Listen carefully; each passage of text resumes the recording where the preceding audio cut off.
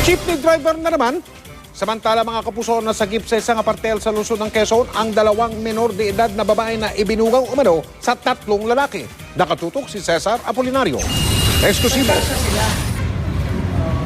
Hindi pa naman daw nagsisimula eh. Siguro nagkukwentuhan dito. Kukwentuhan lang na plano na akong bilipat. Sa kwarto ng isang apartel sa Quezon City, nadatna ng mga tanod ang tatlong lalaki at dalawang dalagitan nitong Biyernes ng gabi. Isang concerned citizen daw ang nagsumbong sa barangay dahil sa dalawang kabataang pumasok sa motel. May concerned citizen na nakakita, siguro kakilala yung minor na yun, bakit nandun sa lugar na hindi dapat napuntahan. Nang dalhin sa barangay kasama ang cashier ng apartel na kumpirmang 17 anyos lang ang dalawang babae. Binanggit daw sa cashier ng tatlong lalaki na 18 years old na ang dalawang babaeng kasama nila. Kwento ng mga lalaki, isang bugaw na taga-barangay Old Balara ang lumapit sa kanila. Habang nagiinuman daw sila, may lumapit sa kanila na isang tao na sabi ka na puntahan yung tong lugar na to doon sa perya at mayroong mga babae doon na nagpapabayad. So, sa madaling salita, pumunta sila doon. May lugar na kung saan nakatambay yung mga Opo. babae. Dinala sa barangay Old Balara ang mga babae at tatlong lalaki. Pinatawag din ng opisyal ng BCPC o Barangay Children Protection Council ang guardian ng dalawa. Sumailalim na rin sila sa counseling.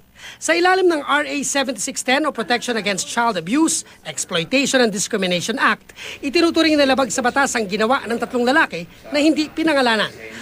Yun na, nung tanungin ko naman itong mga suspect, talagang bibigyan daw nila ng 500 bawat isa at kapalit doon sa kaunting kaligayahan. Matapos magkapaliwanagan sa barangay, hindi na itinuloy ang pagsasampa ng kaso.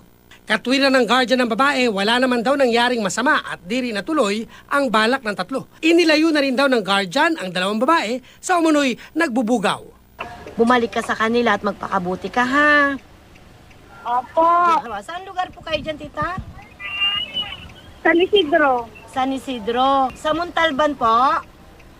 Opo.